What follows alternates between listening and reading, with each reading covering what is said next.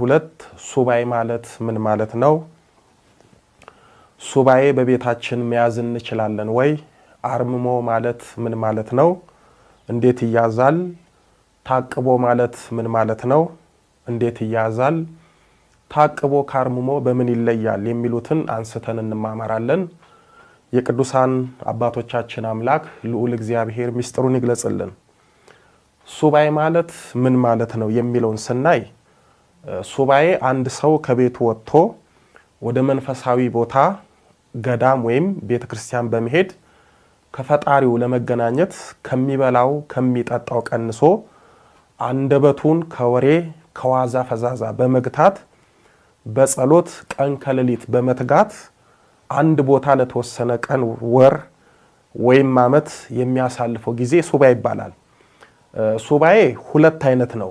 አንደኛው አሁን ያልኩት ከንግግር እስከ እህል ውሃ በመቀነስ ከሰው በመራቅ ምናልባትም በዋሻና በሱባኤ ቤት በመዝጋት የምናሳልፈው ጊዜ ሲሆን፣ ሁለተኛው ደግሞ በአንድ ቦታ በመወሰን ከሰው ጋር ሌሊት ለጸሎት፣ ጠዋት ለኪዳን፣ ቀን ለቅዳሴ፣ ማታ ለሰርክ ጸሎት፣ ለጉባኤ በመትጋት በአጠቃላይ ሙሉ ጊዜ ለእግዚአብሔር አሳልፎ በመስጠት ማገልገልና መገልገል ማለት ነው። አንደኛው ዝግ ሱባኤ ስለሆነ ለረጅም ጊዜ ላይቆይ ይችላል። የኛ ብርታትና የእግዚአብሔር ፈቃድ ነው የሚወስነው። ሁለተኛው ግን ለምሳሌ በጾመ ፍልሰታ በአብይና በገና ጾም ከወዳጅ ከዘመድ ጋር በመሆን ወይም ለብቻ በአንድ ገዳም የምናሳልፈው ነው። ሱባኤ እግዚአብሔርን፣ እመቤታችንን እንዲሁም ከቅዱሳን እስከ ቅዱሳን መላእክት ያሉትን ለጥያቄዎቻችን መልስ እንዲሰጡን የሕይወት እንቆቅልሻችንን እንዲፈቱልን የምንጠይቅበት የሰማይ መንገዳችን ነው። በሱባኤ ብዙ አባቶችና እናቶች ተጠቅመውበታል። ሱባኤ ከጥንት ጀምሮ አበው ነቢያትና ሐዋርያት አባቶቻችንን ጨምሮ የተጠቀሙበት ያለና ወደፊትም የሚኖር ራሱን የቻለ የጸሎት፣ የጾም፣ የስግደት ስርዓት ያለው ነው።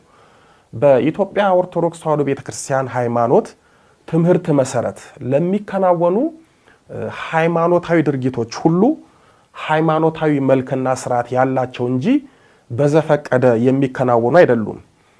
ቅዱስ ጳውሎስ በአንደኛ ቆሮንቶስ በምዕራፍ 14 ቁጥር 40 ላይ ነገር ግን ሁሉ በአግባቡና በስርዓት ይሁን እንዳለው በቤተ ክርስቲያናችን የሚከናወኑት የአምልኮት፣ የጸሎት፣ የሱባኤ ወዘተ የራሳቸው የሆነ መልክና ስርዓት አላቸው። እንኳን ለቤተ ክርስቲያናችን የአምልኮት፣ የጸሎት፣ የጾም፣ የሱባኤ ስርዓት ቀርቶ ለሰው ስርዓት መገዛት እንዳለብን በሞቱ ክርስቶስን የመሰለው ሊቀ ሐዋርያት የተባለው ቅዱስ ጴጥሮስ በአንደኛ ጴጥሮስ በምዕራፍ 2 ቁጥር 13 ላይ ስለ ጌታ ብላችሁ ለሰው ስርዓት ሁሉ ተገዙ በማለት ነግሮናል። አንዳንድ ሰዎች የሱባኤ ስርዓትን ሲቃወሙና ከመጽሐፍ ቅዱስ ውጭ ነው ሲሉ ይሰማል። አባቶችም በገዳም የሰሩት የራሳቸው ስርዓት ነው ይላሉ። ይህ ታላቅ ስህተት ነው። ለአብነት ያህል ብንመለከት መጽሐፍ ቅዱስ ተጠመቁ ይለናል። ለዛውም ካልተጠመቅን ከውሃና ከመንፈስ ካልተወለድን ከሰማይ ዕድል ፈንታ ጽዋር ተርታ እንደሌለን ይነግረናል። ግን መጽሐፍ ቅዱስ እንዴት መጠመቅ እንዳለብን አያብራራም። መጽሐፍ ቅዱስ ቁረቡ ይለናል። ካልቆረብን ደግሞ የዘላለም ሕይወት እንደሌለን አስረግጦ ይነግረናል። ነገር ግን መጽሐፍ ቅዱስ እንዴት መቁረብ እንዳለብን ስለ ስርዓተ ቁርባን አይተነትንም። የእነዚህን ጥያቄዎች ምላሽ የምናገኘው በመጽሐፍ ቅዱስ ላይ ሳይሆን ስርዓተ ቤተ ክርስቲያናችንን በመማርና በማወቅ ብቻ ነው። ሱባኤ አዳምና ሔዋን ከውድቀታቸው የተነሱበት ወደ ቀደመው ክብራቸው የተመለሱበት ነው። ሱባኤ ሙሴ የእግዚአብሔርን ሕግጋትና ታቦተ ጽዮንን የተቀበለበት ነው። ሱባኤ ነቢያት ጌታ እንደሚወለድ በመንፈስ ቅዱስ መነጽር ያዩበት ነው። ሱባኤ ቅዱሳን ነቢያት ኃላፊውንና መጪውን ያዩበት የእግዚአብሔር መስታወት ነው። ሱባኤ ነቢዩ ዕዝራ የተቃጠሉትንና የጠፉትን የብሉይ ኪዳን መጻሕፍት የጻፈበትና ጽዋ ልቦና ጠጥቶ በጸጋ የከበረበት ነው። ሱባኤ ቅዱስ ኢያቄምና ቅድስት ሐና እመቤታችንን ያገኙበት ነው። ሱባኤ አስቴር ሕዝቦቿን ከሞት የታደገችበት፣ መርዶኪዎስ ከሞት የዳነበት፣ ሃማ በማሰው ጉድጓድ የገባበት ነው። ሱባኤ ቅዱሳን ሐዋርያት እመቤታችንን ያዩበት ነው። ሱባኤ ቅዱስ ያሬድ፣ አባ ጊዮርጊስ ዘጋስጫ፣ አባ ጽጌ ድንግል ወዘተ ሰማያዊ የመንፈስ ቅዱስ ስጦታ የተቀበሉበትና በስጋዊና በመንፈሳዊ ዕውቀት የመጠቁበት ነው። ሱባኤ ቅዱሳን የሰማይ ምስጢር የሚያዩበት ነው። ሱባኤ መጥምቀ መለኮት ቅዱስ ዮሐንስ ጌታን ለማጥመቅ የበቃበት ነው። ሱባኤ መንፈሳዊ ሰው ከእግዚአብሔር ጋር የሚገናኝበት መሰላል ነው። ሱባኤ የሩቁን አቅርቦ የሚያሳይ መንፈሳዊ ማጉያ መነጽር ነው። ሱባኤ ሰው የሕይወቱን አቅጣጫ የሚያውቅበት መንፈሳዊ መሪ ነው። ሱባኤ ከሰይጣን ወጥመድ የምናመልጥበት ነው። ሱባኤ ከጸጋ የተራቆተን ሰው እስከ ብቃት ደረጃ ድረስ የሚያደርስ ጸጋን የሚያላብስ የእግዚአብሔር ሰማያዊ መንገድ ነው። ሱባኤ በኃጢአት የዛገችውን ነፍሳችንን ወልውለን የምናነጻበት የተጋድሎ ፋና ነው። ሱባኤ ሰው ወደ እግዚአብሔር ጥያቄ የሚያቀርብበት፣ እግዚአብሔር ለሰው መልስ የሚሰጥበት ስልክ ነው። መደወያ ቁጥሩም ጸሎት ነው። ሱባኤ በኃጢአት ለወደቀ ሰው መነሻና ጸጋ ማስመለሻ ነው። ሱባኤ ለሀገር ለወገን ምሕረት ከፈጣሪ የምንለምንበት ነው። ነቢዩ ሙሴ በኦሪት ዘዳግም በምዕራፍ 9 ቁጥር 25 ላይ እግዚአብሔርም አጠፋችኋለሁ ብሎ ስለተናገረ በወደኩበት ዘመን 40 ቀንና 40 ሌሊት በእግዚአብሔር ፊት ወደኩ እንዳለ ሱባኤ እግዚአብሔር ፊት የምንወድቅበት ነው። ሱባኤ እግዚአብሔር ጸሎታችንን በልዩ ሁኔታ የሚሰማበት ነው። ነቢዩ ሙሴ በኦሪት ዘዳግም በምዕራፍ 10 ቁጥር 10 ላይ እግዚአብሔር በሱባኤ ጸሎቱን እንዴት እንደሰማው ሲናገር እኔም እንደፊተኛው ጊዜ 40 ቀንና 40 ሌሊት በተራራው ላይ ተቀመጥኩ፣ እግዚአብሔርም በዚህ ጊዜ ደግሞ ሰማኝ በማለት ተናግሯል። እዚህ ላይ ከነቢዩ ሙሴ ልንማር የሚገባን በሱባኤ ብርቱ ጸሎት ከያዝን ጸሎታችን በእግዚአብሔር ዘንድ እንደሚሰማና ሙሴ በተራራ በመሰላት ቤተ ክርስቲያን አሊያም ገዳም ሄደን እንደ ሙሴ ከሰው ተለይተን በጥሞና ሆነን ከዓለም ጫጫታ ወጥተን ሱባኤ መያዝ እንዳለብን ነው። ምክንያቱም ሙሴ ሱባኤ ያዘው ተራራ ላይ ነውና። እናታችን ቅድስት ሐናና አባታችን ቅዱስ ኢያቄም እመቤታችንን ለማግኘት ሱባኤ ገብተዋል። በተለይ አባታችን ቅዱስ ኢያቄም ወለላይቱን እመቤት ለማግኘት 40 ቀናት በበረሃ ውስጥ ሱባኤ ገብቷል። በሱባኤያቸውም ከፀሐይ የምታበራ ከፍጥረት ሁሉ የምታስፈራ ደግ ልጅ እናታችንን ወለላይቱ እመቤት ድንግል ማርያምን አግኝቶበታል። ስለዚህ እመቤታችን የሱባኤ ውጤት እንደሆነች ልብ ልትሉ ይገባል። ነቢዩ ሙሴም አባቶቹን አብነት አድርጎ በሲና ተራራ ላይ ሱባኤ ይዟል። በኦሪት ዘጸአት በምዕራፍ 24 ቁጥር 18 ላይ ሙሴም በተራራ ላይ 40 ቀን 40 ሌሊት ቆየ በማለት የሙሴን የሱባኤ ሕይወት ይነግረናል። እዚህ ኦሪት ዘጸአት ምዕራፍ 34 ቁጥር 28 ላይ በዚያም 40 ቀንና 40 ሌሊት ከእግዚአብሔር ጋር ነበረ፣ እንጀራም አልበላም ውሃም አልጠጣም በማለት ነቢዩ ሙሴ ከእህል ከውሃ ተከልክሎ ብርቱ ሱባኤ እንደያዘ ይነግረናል። በአንደኛ ነገሥት በምዕራፍ 17 ቁጥር 3 ላይ ነቢዩ ኤልያስም በኮራት ፈፋ እግዚአብሔር እየመገበው በሱባኤ ያሳልፋል። ነቢዩ ዕዝራም በገዳመ አርፋድ ሱባኤ በመያዝ ፈጣሪውን ለምኗል። ለአብነት ይንናል እንጂ በአጠቃላይ ብዙ አባቶቻችን በመጽሐፍ ቅዱስ ሱባኤ በመያዝ ከፈጣሪያቸው ተገናኝተዋል፣ መልስም አግኝተዋል። ገድለ ቅዱሳንን ስንመለከት ደግሞ በሀገራችን አቡነ ገብረ መንፈስ ቅዱስ በዝቋላ ባህር ተዘቅዝቀው ለ100 ዓመታት ታላቅ ሱባኤ ይዘዋል። ቅድስት ክርስቶስ ሰምራ ለ22 ዓመታት በጣና ሐይቅ በአሳ ሆዷ እስኪሰነጠቅ ስጋዋ እስኪጨነቅ ታላቅ ሱባኤ ይዛለች። አቡነ እስትንፋሰ ክርስቶስም በአባይ ወንዝ ለ9 ዓመታት ስለ ኢትዮጵያ ሕዝብ ኃጢአት ታላቅ ሱባኤ በመያዝ ምሕረትን ለምነዋል። እና አቡነ ሂሩት አምላክ በጣና ሐይቅ እና አቡነ ኢየሱስማ ለ50 ዓመታት በሐይቅ እስጢፋኖስ ባህር ላይ ታላቅ ሱባኤ ይዘዋል። አቡነ ዘራብሩክ፣ አቡነ አሮን ወዘተ በታላቅ ተጋድሎና በታላቅ ሱባኤ ያሳልፈዋል። ዛሬም እኛ ሱባኤ በመግባት የምንጸልየው እንደነሱ ለመጠቀምና ከፈጣሪ ለመገናኘት ነው። ሱባኤ በቤታችን መያዝ እንችላለን ወይ የሚለውን ስንመለከት መልሱ አዎ እንችላለን ነው። ከፊታችን ያለውን ጾመ ፍልሰታን በቤታችን በጾም በጸሎት ተወስነን በሱባኤ ሆነን ማሳለፍ እንችላለን። መጽሐፍ አስቴርን ስንመለከት አስቴር በምትኖርበት ቤተ መንግስት ከባድ ሱባኤ በመያዝ ታሪክ ሰርታለች። አስቴር በምቾትና በድሎት ቦታ ሆና ሱባኤ በመያዝ ከፈጣሪዋ መልስ አግኝታለች። በሱባኤ ህዝቧንም ከሞት ታድጋለች። ዳንኤልና ሰለስቱ ደቂቅ በዋሻ ሳይሆን በናቡከደነጾር ቤተ መንግስት አስደናቂ ሱባኤ ይዘዋል። እነዚህ በተደላደለው በምቾት በተሞላው ቤተ መንግስት ሱባኤ ከያዙ እኛ በትንሿ ቤታችን መያዙ ምን ይከለክለናል? ለዚህ ሁሉ ግን የራሳችንና የቤታችን ሁኔታ ይወስነዋል። በመኖሪያ ቤታችን ለጸሎት የተለየ ክፍል ካለን ወይም የጸሎት ቤት ካለን ለሱባኤ የበለጠ አመች ይሆናል። ምክንያቱም ሱባኤ ከሰው መለየትን፣ ጸጥታን፣ ታቅቦን፣ መረጋጋትን፣ ትኩረት ሰብስቦ መቀመጥን ስለሚጠይቅ ነው። የጸሎት ቤት ከሌለን ደግሞ እንደ ቤቱ አመል አድርገን መያዝ እንችላለን። ይህ ሱባኤ ምናልባት አስቸጋሪ ነገር ሲገጥመን እጅግ ፈተና የሆነብንና ጊዜ የማይሰነጠን ነገር ካለ በጸሎት ቤታችን ሆነን በገዳም ስርዓት እመቤታችንን መማጸንና ችግራችንን እንድታቀልልን ድንገተኛ ሱባኤ መያዝ እንችላለን። በቤታችን ዝግ ሱባኤ ብቻ ሳይሆን ልክ እንደ ሱባኤ በሰባቱ የጸሎት ጊዜያት ጸሎት እያደረግን በቤታችን ታቅቦ መያዝ እንችላለን። በተለያዩ ምክንያቶች በቤታችን ሱባኤ መያዝ የማይመቸን ሰዎች፣ በተለይም ምቹ የጸሎት ቤትና ቦታ የሌለን ሰዎች ባለን ቦታ ታቅቦ መያዝ እንችላለን።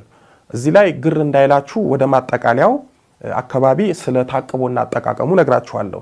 ሰው እንደመሆናችን መጠን የተለያዩ ችግሮች ይገጥሙናል።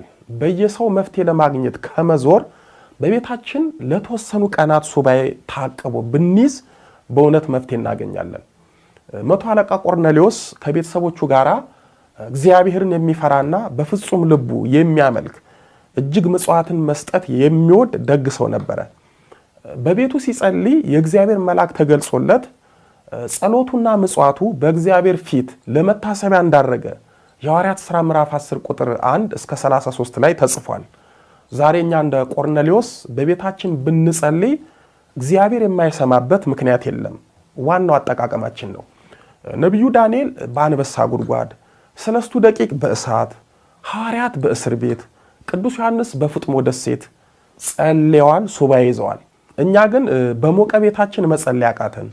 የአስቴር የዳንኤልና የሰለስቱ ደቂቅ የቤተ መንግስት ሱባኤ የመቶ አለቃ የቆርኔሌዎስ የቤት ውስጥ ጸሎትና ሱባኤ በቤተ ክርስቲያን ብቻ እንዳልሆነና በችግር ጊዜ ባለንበት ቦታ መጸለይና ሱባኤ መያዝ እንዳለብን ትልቅ ማሳያ ነው። አርምሞ ማለት ምን ማለት ነው? እንዴት ይያዛል? የሚለውን ስናይ አረመመ ማለት ጸጥ አለ፣ ዝም አለ ማለት ነው። አንድ ሰው በሱባኤ አንደበቱን ከንግግር ገጥቶ ራሱን ለጸሎት አበርትቶ የሚቆይበት ጊዜ አርምሞ ይባላል። አርምሞ ከሱባኤ ጋር የተያዘ ነው። በሱባኤ መነጋገር የማንችልበት የዝምታና የጸጥታ ጊዜ ነው አርምሞ የምንለው።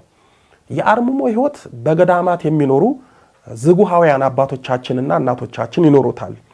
አርምሞ ለአባቶቻችን ከሰው ጋራ በአንደበታቸው የማያወሩበት ከእግዚአብሔርና ከመቤታችን እንዲሁም ከቅዱሳን ጋራ በጸሎት የሚነጋገሩበት የሰላምና የጥሞና ወርቃማ ሕይወታቸው ነው። የአርምሞ ሕይወት ከየትኛው መንፈሳዊ ሕይወት እጅግ ከባድ ቢሆንም ሰላምና ጸጥታ ተመስጦን የተሞላ ስለሆነ ከትልቅ ጸጋና ማዕረግ የሚያደርስ ነው። ማንም ሰው ይህንን ሕይወት ለመኖር አይችልም ከእግዚአብሔርና ከእናቱ ከድንግል ማርያም ካልተሰጠው በስተቀር።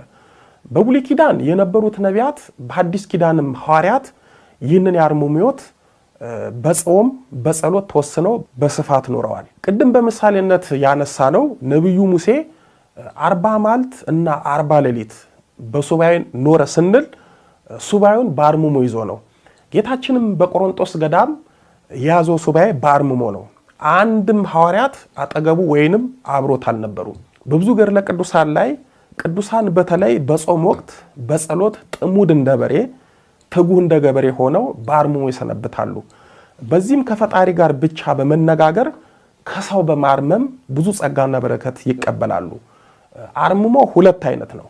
አንደኛው አርምሞ ከሱባኤ ጋር የምንይዘው አርምሞ ሲሆን ይህም በገዳም በዋሻ ወይም ለሱባኤ በተዘጋጀ ቦታ በመዝጋት ከሰው በመለየት የምንይዘው ነው። ይህንን አርምሞ የጸሎት ቤት ካለንም በጸሎት ቤታችን መያዝ እንችላለን። ሁለተኛው አርምሞ ከዋሻ ውጭ የምንይዘው አርምሞ ነው። ይህ አርምሞ ሌሊት ለጸሎት በመትጋት ሌሊት ወይንም ጠዋት በገዳሙ ቤተክርስቲያን አሊያም በገዳሙ ባሉት ዛፎችና መጠለያ ስር በመጠለል የሰባቱን ጊዜያት ጸሎት በመጸለይ ከሰው ተለይተን የምናሳልፈው ነው። በዚህኛው አርምሞ በቀላሉ ለፈተና ልንጋለጥ እንችላለን። በተለይ ኪዳን፣ ቅዳሴና ምህላ ወይም የህብረት የሰርክ ጸሎት በቤተክርስቲያን ውስጥ በመግባትና ከምዕመናን ጋራ አንድ ሆነን ስንካፈል ልንጠነቀቅ ይገባል። ምክንያቱም ሳናውቅ ሰው አናግሮን መልስ ሰጥተን ወይም እኛው ረስተን ተናግረን አርምሟችንን ልንፈታ እንችላለን። ከሰው ብንገለልም ምናልባት ባላሰብንበት በተዘናጋንበት ሰዓት ሰው ሊያናግረንና የሆነ ነገር ሊጠይቀን ይችላል። እኛም አርምሞውን በመርሳት በመዘናጋት ብንነጋገርና መልስ ብንሰጥ በቀላሉ ፈተናውን ወደቅን ማለት ነው። ስለዚህ ሰይጣን በቀላሉ በሰው እያደረ አርምሟችንን ሊያስፈታን ስለሚችል ብንችል አፋችንን በሻርፕ በነጠላ በስከርቭ በመሸፈን ፈተናውን መከላከል እንችላለን። እንዲህ ስናደርግ አርምሞን ብንዘነጋ እንኳን በአፋችን ያለው ስለሚያስታውሰን አንሰናከልም። አርምሞ ትዕግስትን ይጠይቃል። ማውራት ለለመደ አንደበት በደቂቃ በሺዎች የሚቆጠሩ ቃላት ለሚናገሩ ምላሳችን ሊከብደን ይችላል። ግን እንደ ጸሎት እንደ ሱባኤ ሁሉ መንፈሳዊ የዝምታ ልምምድ ማድረግ ልናዳብረውና ልናሳድገው እንችላለን። አርምሞ ወይም ዝምታ ወለላይቱ እመቤት ድንግል ማርያም ከምትወደው ባህሪ አንዱ ስለሆነ በሱባኤ ወቅት ብቻ ሳይሆን በዓለማዊ ሕይወታችንም ልንለምደው የሚገባ አስደናቂ የበረከት ሕይወት ነው። ዝምታን ባህሪያችን ካደረግን ሆደ ሰፊ ነገር ኃላፊ እንሆናለን። ከዘጠኙ ቅዱሳን አንዱ የሆኑት አቡነ ጰንጠሌዎን በገዳማቸው በትንሽ ዋሻ ውስጥ ለ45 ዓመታት ከሰው ሳይነጋገሩ በሱባኤና በአርምሞ ሆነው ፋና ተግባራቸውን ጥቅምት 6 ቀን የፈጸሙ ታላቅ አባት ናቸው። አስደናቂ ገድላቸው የ45 ዓመታት የሱባኤና የአርምሞ ሕይወታቸውን በማርነቅ እንዲህ ይላል። አባት ሆይ ድኩመ ሥጋ ባህሪን የለበስክ ሲሆን ልብ እንዴት ወደ አምላክ ይገሰግስ ዘንድ ጨከነ? ራስህን እንደ ሞት አድርገህ ናቅኸው።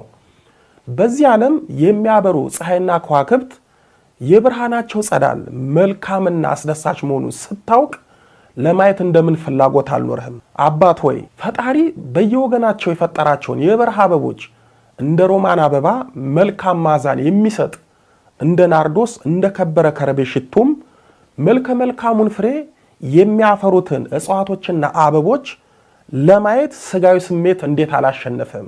የአምላክን ሥራ ሁሉ ለማየት ብቻ ሳይሆን ለመስማት አስደናቂ ነው። ታዲያ ይህንን ሁሉ ስታውቅ እንዴት እንደ አላዋቂ መሆንን መረጥክ? አባት ሆይ የሚጠፋውን የዚህን ዓለም ብርሃን የምታይበት ዓይን እያለ የማይጠፋውን ብርሃን ታይ ዘንድ ወደ ራስን ዓይን እንደሌለው እውር አደረግክ። አባት ሆይ የምትሰማበት ጆሮ እያለ የኃጥአንን ነገር ላለመስማት ራስን እንደ ዶንቆሮ አደረግክ በማለት ይነግረናል። እኚህ ታላቅ ጻድቅ ለ45 ዓመታት በአርምሞና በሱባኤ ፈጣሪያቸውን ከተማጸኑ እኛ እንዴት ለ7 እና ለ14 ቀን ሱባኤ በአርምሞ መቆየት ያቅተናል? ቅዱሳን በትዕግስታቸውና በአርምሟቸው እንደተመሰገኑ እኛም በትንሹ አቅማችን ትንሿን ሱባኤ በመያዝ እመቤታችንን ልንማጸናት ጌታችንን ልንለምነው ይገባል።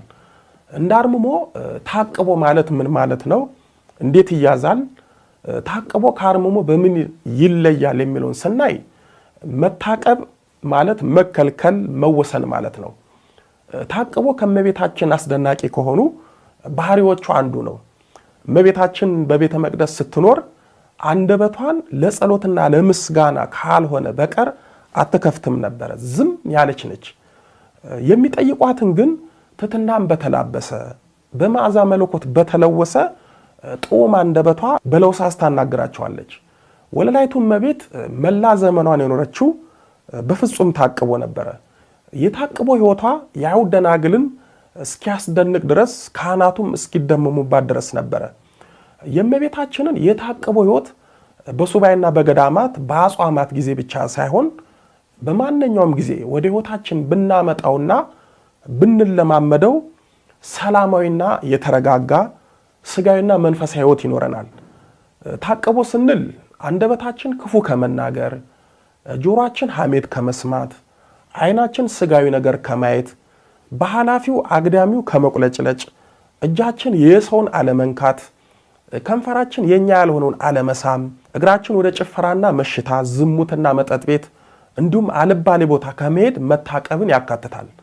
በአጠቃላይ በስጋዊ ሕይወታችን የታቀበ ሕይወትን ብንለማመድ ሳንነግድ አተረፍን ማለት ነው። አንድ ሰው በገዳም ዝግ ሱባኤ ወይም አርምሞ መያዝ ካልሆነለት በታቅቦ መጸለይ ይችላል። ይህም እንደ ሌሎቹ ሁሉ የከበደ ልምምድን ላይጠይቅ ይችላል። ታቅቦ ከአርምሞ የሚለየው በአርምሞ ምንም አይነት ንግግር የለም።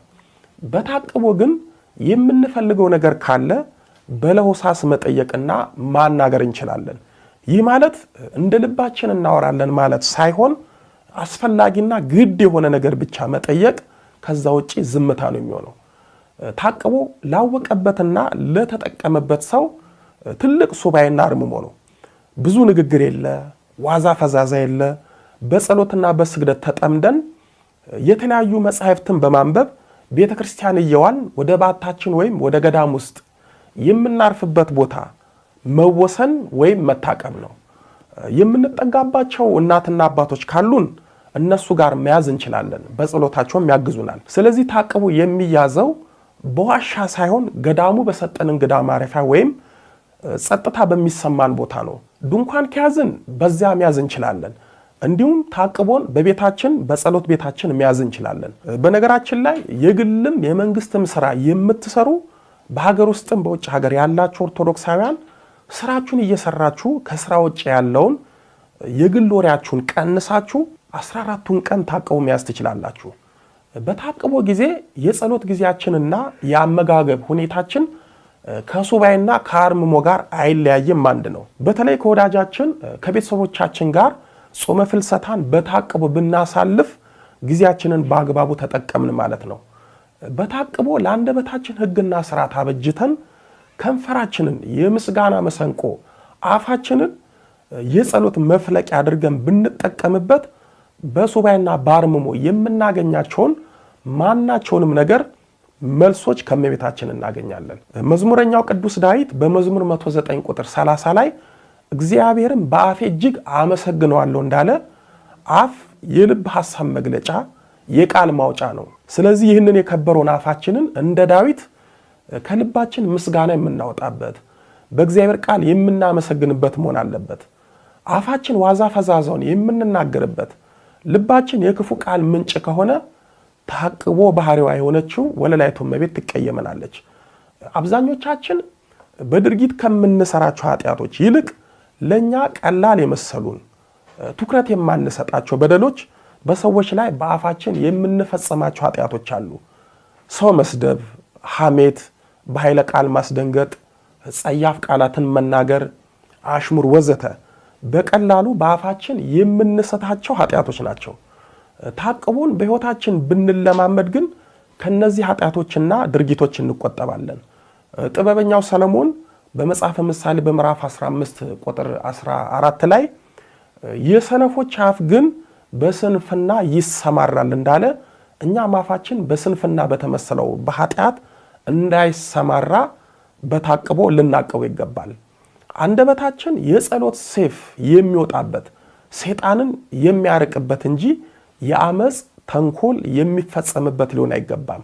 ለዚህም ነው ነቢዩ ዳዊት በመዝሙር 120 ቁጥር 2 ላይ ከአመፀኛ ከንፈር ከሸንጋይም አንደበት አቤቱ ነፍሴን አድናት ያለው። የክርስቲያን አፍ አሕዛብን የሚገስጽ፣ ሰይጣንን የሚቆርጥ፣ ለተጠየቀው በትሕትና መልስ የሚሰጥ፣ የእመቤታችንን ክብር የሚገልጥ፣ ለጌታችን ምስጋና የሚያቀርብ መሆን አለበት። በራእየ ዮሐንስ በምዕራፍ 19 ቁጥር 15 ላይ አሕዛብን ይመታበት ዘንድ ስለታም ሰይፍ ከአፉ ይወጣል ተብሏልና። ቅዱስ ዳዊት የሰውን ክፉ ነገር አንደበቱ እንዳይናገር በመዝሙር 17 ቁጥር 4 ላይ የሰውን ሥራ አፌ እንዳይናገር ፈቃዴ ነው፣ ስለ ከንፈሮች ቃል ጭንቅ የሆኑ መንገዶችን ጠበቁ እንዳለው እኛም የሰውን ክፉ ነገር በከንፈራችን ላለመናገር አንደበታችንን በታቅቦ ልንጠብቅ ይገባል። ስንቶቻችን ነን ጭንቅ ከሆነ ከሐሜት መንገድ አፋችንን የጠበቅን? ስንቶቻችን ነን የሰውን በጎ ስራ በክፉ ጎራ የተናገርን? ታቅቦ ከባድና ጭንቅ ቢሆንም ራሳችንን ከአንደበት ኃጢአት ለመጠበቅ እመቤታችንን ለማስደሰት ከሷ በጸሎት መልስ ለማግኘት ጠቃሚ ነውና ተወዳጁን ታቅቦ ገንዘብ እናድርግ፣ እንጠቀምበት። በቀጣይ በክፍል 3 ደግሞ በሱባኤ ወቅት የሚጸለዩ ጸሎቶች የትኞቹ ናቸው? እንዴት እንጸልያቸው? እመቤታችንን በሱባኤ ምን እንለምናት? ምን እንጠይቃት? መልስ የምናገኘው ሱባኤ ውስጥ ነው ወይስ ከሱባኤ ውጭ ነው? 2-3 ሱባኤ ገብተን መልስ ብናጣ ምን እናድርግ? የሚሉትን እናያለን። ያስተማረን የመከረን የአባቶቻችን አምላክ ልዑለ ባሕርይ ቅዱስ መድኃኔ ዓለም ኢየሱስ ክርስቶስ ክብር ምስጋና ይድረሰው። ድንግል ስንላት ጌታን ወልዳ የተገኘች፣ ጌታን የወለደች ስንላት ድንግል የሆነች፣ ስሟን ለመጥራት ከሰማይ ከምድር የከበደች መንበረ ፀሐይ መንበረ ሥላሴ የጌታችን የመድኃኒታችን የኢየሱስ ክርስቶስ። ሱባኤ እንዴት ነው የሚገባው? ወይንም ሱባኤ ስንገባ መደረግ ያለባቸው ጥንቃቄዎች ምንድን ናቸው? ሰላም እንዴት ናችሁ ውድ ኦርቶዶክሳውያን? እኔ ዲያቆን አብርሃም ነኝ። እንግዲህ እንደተለመደው ከናንተ ኮፒ ሊንክ፣ ሼር እንዲሁም ለተለያዩ ሰዎች እንዲደርስ ሪፖስት እንድታደርጉት አስቀድሜ እየነገርኳችሁ በብዙ ሰዎች ጥያቄ መሰረት ሱባኤ እንዴት ነው መግባት ያለብን የሚሉ ጥያቄዎች በብዛት ተነስተዋል። ስለዚህ ዛሬ ስለ ሱባኤ እናወራለን። ሱባኤ ማለት ያው 7 ማለት ነው፣ ቁጥር ነው። እንግዲህ ሰው 1 7 2 7 3 7 ተጠመቅ ይባላል አይደል? አንድ ሱባኤ 2 ሱባኤ እንደሚባለው ሰው በአመታት በሳምንታት በቀናት ውስጥ ይገባል። ለምሳሌ 7 ዓመት ሱባኤ የሚገቡ ሰዎች አሉ፣ 7 ወር የሚገቡ ሰዎች አሉ፣ 7 ቀን የሚገቡ ሰዎች አሉ፣ እንደ ሰውየው አቅም ማለት። ስለዚህ ሱባኤ ማለት ሰዎች ጉዳይ ኖሯቸው ከተው አንድ ቦታ ላይ ተከትተው ቆመው ጥያቄዎቻቸው እንዲመለሱ የሚያደርጉበት የጸሎት ወይንም የጥሞና ጊዜ ማለት ነው ሱባኤ ማለት። ትርጉሙ ግን ቃል በቃል ስናየው ቁጥር ማለት 7 የሚል ነው። ለምንድነው ሱባኤ 7 የሆነው ካልን በዕብራውያን ወይንም በአይሁዳውያን ባህል ውስጥ 7 የሚለው ፍጹም ነው። ፍጹም የሆነ ጸሎት፣ ፍጹም የሆነ ስግደት፣ ፍጹም የሆነ ጥያቄ ይዤ ነው የምመጣው፣ በዛ ጊዜ ደግሞ መልሴም ትክክል ይሆናል ብሎ ሰዎች እንደዚህ አይነት መረዳት ውስጥ አለን። ስለዚህ ለእመቤታችን ለቅድስተ ቅዱሳን ለንጽሕተ ንጹሐን ከፊታችን ለሚመጣው ለጾመ ፍልሰታ ብዙ ሰው ሱባኤ መያዝ ይፈልጋል። ስለዚህ ሱባኤ ከመግባቱ በፊት ማድረግ ካለባቸው ጥንቃቄዎች መካከል አንደኛው ንስሐ ነው። ንስሐ ገብቶ ነው ወደ ሱባኤ ጥያቄዎቹን ይዞ የሚሄደው። በሱባኤ መሃል ላይ ስጋው ደግሞ መቀበል ሊኖር ይችላል። መውደቅ መነሳት፣ ጥያቄዎቻችሁ እንዲመለሱ ልትፈልጉ ትችላላችሁ። ስለዚህ ሱባኤ ስትገቡ የመጀመሪያው ቅድመ ጥንቃቄ ከምግብ ከመጠጥ ከብዙ ነገር ከምቾት ካለው ነገር አንዳንድ ሰው ሱባኤ ሲሄድ ከቤት ወደ ቤት የሚሄድ አይነት ስሜት አለው። ስሊፒንግ ባግ ይዞ የሚመች ፍራሽ ይዞ ኮምፈርት ይዞ እንደዛ አይነት ምቾት ያለበት ህይወት አይደለም ሱባኤ ስገቡ ልታገኙ የሚገባው ማለት ነው። ሱባኤ ሌላኛው ራሳችሁን ጥላችሁ ራሳችሁን ለጉዳያችሁ ዝቅ አድርጋችሁ የምትጠይቁበት ሰዓት ማለት ነው ሱባኤ። ስለዚህ ሱባኤ ሲገባ ምቾትን ከምቾት ርቆ ጥያቄዎቻችን ንጹህ መሆናቸውን ተረርተን ማለት ሰውን ጣልልኝ እንትናንማ እኔን እንትን እያለ ምናምን አይነት ነገር እንደዛ አይነት ነገር እግዚአብሔር አይቀበልም። ንጹህ ልብ ይዛችሁ ነው ሱባኤ መግባት ያለባችሁ ማለት። ስለዚህ ንስሐ ያስፈልጓል። ሱባኤ ቅድመ ዝግጅቶቹ ንስሐና ከኮምፈርት ወይንም ከምቾት ቀጠና ወጣ ብለን ነው የምናደርገው ነገር ማለት ነው። ሱባኤ እንደዛ ነው። ስለዚህ ከእመቤታችን ከቅድስት ድንግል ማርያም ረድኤት በረከት እንዲያሳትፋችሁ እመኛለሁ። መልካም የሱባኤ ጊዜ እንዲሆንላችሁ፣ ከፊት ኦልሞስት 2 ሳምንት ምናምን የቀረው እንዲሆንላችሁ እመኛለሁ። መልካም ጊዜ። እነዚህ 4 ነገሮች ለሱባኤያችን በጣም ወሳኝ ናቸው። ይህን ቪዲዮ ለብዙ ክርስቲያኖች እንዲደርስ ኮፒ ሊንክ ሼር አድርጉት። ለቤቱ አዲስ ከሆናችሁ ደግሞ የፕላስ ምልክቷን በማጥፋት ቪዲዮን ለሌሎች ሰዎች ሼር አድርጉት። እንግዲህ በቅድስት ቤተክርስቲያን በተወሰነ ቦታና ጊዜ የእግዚአብሔርን ምሕረትና ይቅርታ የምንለምንበት የጸሎት ሰዓት የብቻ ከእግዚአብሔር ጋር የምናሳልፈው ሰዓት ሱባኤ ይባላል። እንግዲህ ሱባኤ ከ1 ቀን እስከ 7 ቀን ከ7 ደግሞ እስከ 21 ቀን እስከ 14 ቀን እስከ 40 ቀንም ድረስ ሱባኤዎች ይያዛሉ። ግን እነዚህ 4 ነገሮች በጣም መሰረታዊ ናቸው ለሱባኤያችን። የመጀመሪያው ምን መሰላችሁ? ፍቃደ ካህንና ምክረ ካህን ያስፈልገናል። ከእግዚአብሔር ጋር ጥሩ የሆነ የአባትና የልጅ ግንኙነት እንዲኖረን ራሳችንን ለካህን አሳይተን ወደ ሱባኤ መሄድ አለብን። የመጀመሪያው ነገር። ሁለተኛው ነገር ከዓለማዊ ሐሳብና ፍላጎት ራሳችንን ለዛ የሱባኤ ወቅት ከቻለን በቀጣይነት ባለው ካልቻለን ግን ለዛ ለሱባኤ ወቅት ራሳችንን ከዓለማዊ ሐሳብና ፍላጎቶች መቆጠብ አለብን። ሶስተኛው ከወትሮ በተለየ የጾምና የጸሎት ጊዜያቶቻችንን ማብዛት አለብን። ምክንያቱም ረጅም የጽሞና ረጅም የጸሎት ጊዜዎች በሱባኤ ወቅት ግዴታ ያስፈልጉናል ማለት ነው። አራተኛና ደግሞ በጣም መሰረታዊ ነገር ፍቅርና ይቅርታ ያስፈልገናል። ይሄ የበደልናቸውን ሰዎች ይቅርታ ብለን ክሰን ከሌሎች ወንድም እህቶቻችን ጋር ደግሞ በፍቅር ሆነን ምንገባው ሱባኤ ለምን አንድ ቀን አትሆንም? በእግዚአብሔር ዘንድ በብሩህ ገጽ የሚቀበላት ውድ መስዋዕት ነች ማለት ነው። ስለዚህ በቀጣይ ስለ ሱባኤ እንድሰራላችሁ የምትፈልጉት ቪዲዮ ካለ ኮሜንት ላይ ጻፉልኝ።